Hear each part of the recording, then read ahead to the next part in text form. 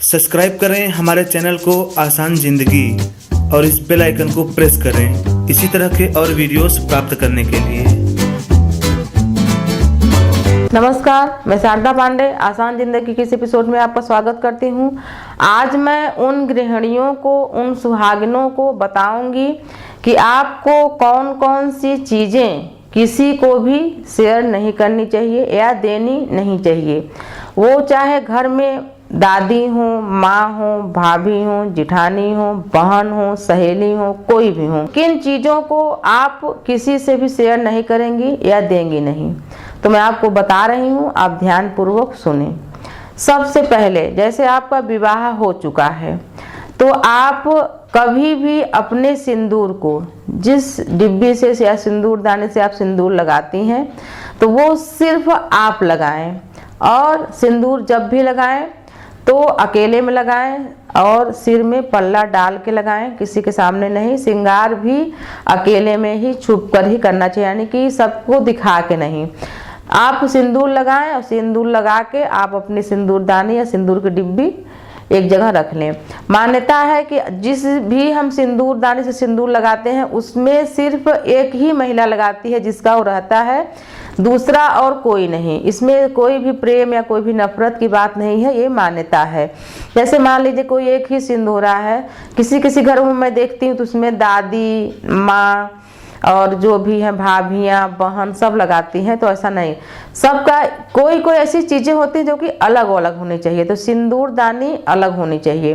जैसे बिंदी है तो बिंदी का पत्ता रखा है तो कोई भी लगा सकता है। उसी प्रकार से काजल, पहली बात तो काजल इसलिए भी अलग अलग होना चाहिए कि किसी की आँख का कोई भी इन्फेक्शन हो तो किसी दूसरे को न लगे। जैसे हम डिब्बियों में पहले उंगली से लगाते थे, आजकल वो पेंसिल वाला काजल आ गया है, तो भी हम जैसे लगाए अपने आँख में, वही काजल कोई दूसरा लगाया तो मान लो किसी के आँख में कुछ है इन्फेक्शन तो दूसरे को हो गया। इसलिए भी काजल भी अपना किसी को नहीं देना चाहिए। जैसे कि हम कई बार देखते हैं कि माताएं बहनें अपने आँख का काजल अपने प्रिय को, कोई छोटा बच्चा है तो उसको लगा दे कि नज़र न लग जाए, इस टाइप का।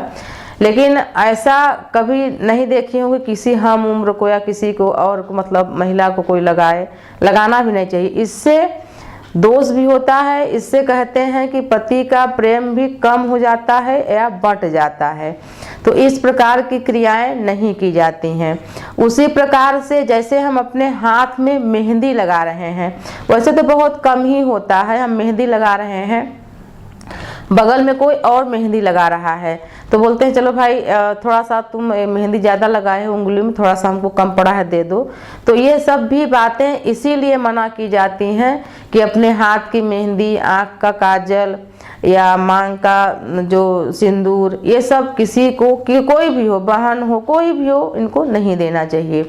तो आप उनको अलग से मंगा के दे दीजिए, अपने हाथ की मेहंदी उतार के या किस मतलब ज़्यादा है करके हमको दे दो, ऐसा नहीं करना चाहिए। उसी प्रकार से ये जब मैं आपको बता रही हूँ कि क्या क्या नहीं करना चाहिए, क्या क्या नहीं देना चाहिए। जैसे कि मान लीजिए आप अपने माथे में बिंदी लगाई हैं, कभी कभी शादी ब्याह में जाते हैं तो और सहेलियां हैं, बहनें हैं, तमाम रिश्तेदार जुटे रहते हैं, तो बोलते हैं भाई हमको ये इस कलर की हम साड़ी पहने हैं, तुम्हारा मैच नहीं कर रहा है, तो जो तुम्हारे माथे में बिंदी लगी है वो मैच कर रहा है, उसको हमको दे दो, तुम दूसरा लगा लो। तो प्रेम बस निकाल के दे भी देते हैं कि हाँ इसको ले लो, हम दूसरा लगा लेते हैं। तो आप बिंदी के पत्ते में से बिंदी निकाल के दे दो, ये तो समझ में आता है, लेकिन अपने कभी भी माथ में लगी हुई बिंदी किसी दूसरे को कभी भी मत दो। वो कोई भी हो, बहन हो, सहेली हो, कोई भी हो, नहीं देना चाहिए। बोल दो भाई अगर आपकी मैच की बिंदी नहीं है तो हम आपको दूसरा दे रहे हैं। ऐसे ही सहूलियत के लिए जब भी आप कहीं शादी में, ब्याह में, उत्सव में जाएं तो अपना, जैसे कि मान लीजिए आप अपना सिंदूरदानी रखी हैं और कोई दूसरा व्यक्ति है तो उसका गुम गया, नहीं लाया है, तो आप किसी दूसरे डिब्बे में सिंदूर रख लें जो कि आप न लगाती रहें, वो सिर्फ रख लें कि मान लो कोई मांगा तो तो आप उसको दे दें, उसको बुरा भी नहीं लगेगा, उसको पता भी नहीं लगेगा कि भाई तुम अपना दी हो दूसरे को दी हो। ये दोष होता है कि अपना सिंदूर किसी को दे देना, अपने माथ की बिंदी किसी को दे देना। या मान लीजिए आप बिछुआ पहने तो बिछुआ किसी को भी सुंदर लग गया कि हाँ भाभी हैं, ननद हैं, बहन है, कोई भी सहेली है कि भाई तुम्हारा बिछुआ तो बहुत सुंदर है, ऐसा हमको नहीं मिला, तो प्रेम बस आप उसको उतार के दे देती हैं कि ले लो, हम अपने शहर में अपने जहाँ से हम लिए हैं दोबारा ले लेंगे। तो आप ऐसा कदापि न करें। इन्हीं सब बातों से पति का प्रेम कम हो जाता है, जिसको बंट जाना बोलते हैं या बंट जाता है। भले ही उस व्यक्ति तक न पहुँचे वो प्रेम, पर वो कम हो जाता है, विघ्न पैदा होता है, बंट जाता है। आदमी कहते हैं भाई हर किसी का प्रेम आदमी बांट सकता है, पति का प्रेम आदमी किसी से नहीं बांटता है, कभी नहीं चाहेगा कि पति का प्रेम किसी भी तरह से कम हो जाए। तो इन सब चीज़ों का विशेष ध्यान देना चाहिए। कभी भी अपने पाँव के उंगली में पहना हुआ बिछुआ किसी को भी न दें, माथ में लगाई हुई बिंदी किसी को भी न दें। ऐसे इसी तरह से जब हम कभी चूड़ियाँ पहने तो किसी को सुंदर लग गई, अरे तुम्हारी चूड़ी तो बहुत सुंदर है, ऐसी हमको नहीं मिलती, तो बोले कि हाँ भाई आप ले लो इसको, हम दूसरा ले लेंगे। तो आप अलग से उसको खरीद के दे दो, लेकिन अपने हाथ की पहनी हुई चूड़ी किसी दूसरे को न दें। जैसा कि मैं आपको बार बार बता रही हूँ, वो कोई भी हो। जैसे मान लो अगला को नहीं पता है, आपको पता है, तो आप ऐसा मत सोचो कि भाई हम इसको नहीं देंगे तो नाराज होगा। आप मतलब और अलग से रख लो कि हाँ हम फिर से तुम्हें ला देंगे या मंगवा देंगे। बहुत प्रेम बस कि आप निकाल को दे दो कि हाँ लो ये चूड़ी आप ले लो, हम दूसरा ले लेंगे। तो अपने कलाइयों से उतार के कभी भी चूड़ी दूसरे को नहीं देना चाहिए, वो कितना भी प्रिय हो। आप कभी नहीं चाहोगे कि आपके पति का प्रेम बंटे या कम हो या किसी प्रकार से विघ्न पड़े आपके प्रेम में। तो इन सब बातों का विशेष ध्यान देना चाहिए। उसी प्रकार से किसी किसी पर्वों में या कभी भी ब्याह में, शादी में किसी के यहाँ ऐसा नियम बनता है कि मीठा पान दिया जाता है दामाद को या बेटी को कि इसको खा लो।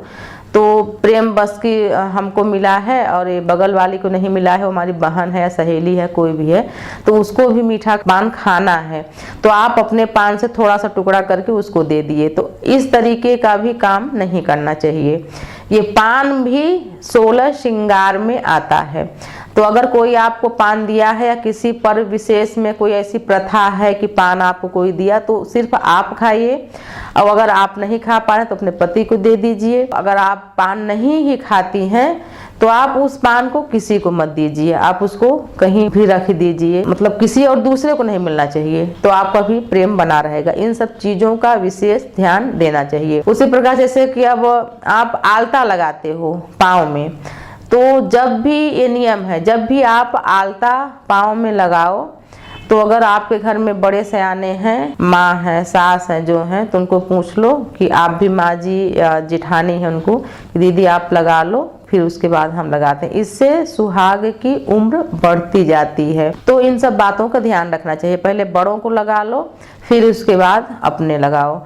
ये भी कहते हैं कि अकेले भी कभी श्रृंगार वगैरह, जैसे कि आलता विशेषकर होता है, आलता हुआ, मेहंदी हुआ, सब 2-4 जन रहे मिलके आराम से लगाना चाहिए। सिंदूर वगैरह को सिर में पल्ला रख के ढक के लगाना चाहिए। अपने सिंदूर को किसी को नहीं देना चाहिए, अच्छे से रखना चाहिए, सिर्फ अपना खुद लगाना चाहिए। अपने मांग में लगाया हुआ सिंदूर कभी भी देवी देवताओं को अर्पण नहीं करना चाहिए। उनके लिए जब भी हम विशेष पर्वों का पूजा करते हैं तो नया बाजार से सिंदूर लाते हैं। कई बहनें हमसे पूजा के उसमें पूछी थी कि हमारा जो लगाने वाला सिंदूर है, क्या हम उसी को देवी देवता को अर्पण करें? तो अब इतने अज्ञान है उनके अंदर, हम क्या बताएं, बताइए। वो एक तरह से मतलब झूठा माना जाता है, समझ लीजिए। अगर लगाया हुआ चीज़ कोई भी हो, जबकि सिंदूर बहुत ही पवित्र चीज़ होती है, फिर भी अगर हम लगा रहे हैं तो देवी देवता को नहीं चढ़ाया जाता, भगवान के लिए नया लाते हैं, हर पूजा में लाते हैं। एक बार में पूजा में जो इस्तेमाल किया हुआ चीज़ हम उसको अगर अलग से और रखा हुआ तो इस्तेमाल करते हैं, अगर पूजा उसी में से किया गया है तो हम उसको दान दे देते हैं, उसको हम नहीं रखते हैं घर में। शादी का जो विवाह का जो पियरी चुंदरी या जो विवाह के समय लड़की पहन के आती है, विदा होती है साड़ी, वो ये तीनों साड़ियों को 1 साल तक पूर्णतः सुरक्षित रखना चाहिए। घूमना नहीं चाहिए, फटना नहीं चाहिए, जलना नहीं चाहिए। और 1 साल के बाद कोई तो लोग उसको 20 साल तक सुरक्षित रखते हैं और अपने विवाह के वर्षगांठ में उसको पहनते भी हैं। जैसे कि मान लीजिए आपसे कभी, जैसे हम लोग भी जाते हैं शादियों में तो किसी के पास कुछ नहीं है, किसी के पास कुछ नहीं है, तो मैं उसको अलग से करके ले जाती हूँ। जैसे कि विशेषकर सुई धागा भी लोग मांगते हैं, भाई मैं बटन टूट गया, तो मैं रखे रहते हैं, उनको पता रहता है घर में नहीं मिल पाता तो हम उसको सुरक्षित रखे रहते हैं, उनको दे देते हैं। और जो भी चीज़ें हम शेयर नहीं करना चाहते उसको हम अलग से रख लेते हैं। जैसे कि बिंदी के 2-4 पत्ते, सिंदूर, काजल, ये सब अलग से रख लेते हैं कि मान लो किसी का नहीं मिला तो हम उनको अलग से, कोई मांगा तो हम प्रेम से देते हैं, हाँ आप इसको ले लो, आप लगा लो। तो जब भी आपसे, अब जैसे अभी तक आप ये सब गलतियाँ करते रहे होंगे, आपको पता नहीं होगा, बहुत प्रेम बस कि चलो एक ही सिंदूरिया है तो इसमें सब सिंदूर लगा लो, बहन भी माँ भी, उसे बड़े लोगों को पता है, बड़े लोग ही ये सब प्रथा बनाए हैं और ये सब पुराणों युक्त प्रथा है, इसको हम बहुत ही सावधानी पूर्वक करते भी हैं।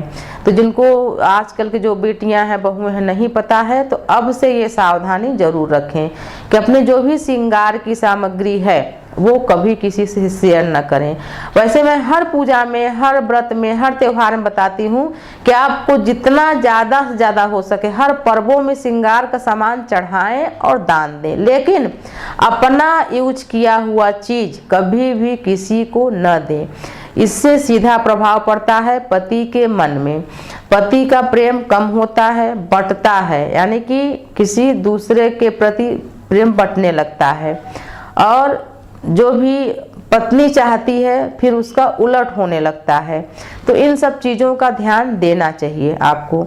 और हर पर्वों में आप पूजा करिए, श्रृंगार का सामान चढ़ाइए और नया श्रृंगार का सामान खरीद के आप जरूर दान करें, लेकिन अपना कलाई की चूड़ी, बिछुआ, बिंदी, सिंदूर, काजल, एक सब किसी को न दें। उसी प्रकार से अपने विवाह की जो मैं बताई हूँ चुंदरी वगैरह, इसको भी बहुत सावधानी पूर्वक रखें। विवाह का जो सिंदूरा होता है वो कभी गुमना नहीं चाहिए, हमेशा सिंदूर से भरा होना चाहिए।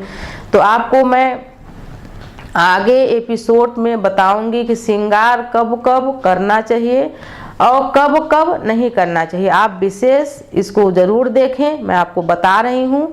आप देखते रहिए आसान जिंदगी। तब तक के लिए नमस्कार।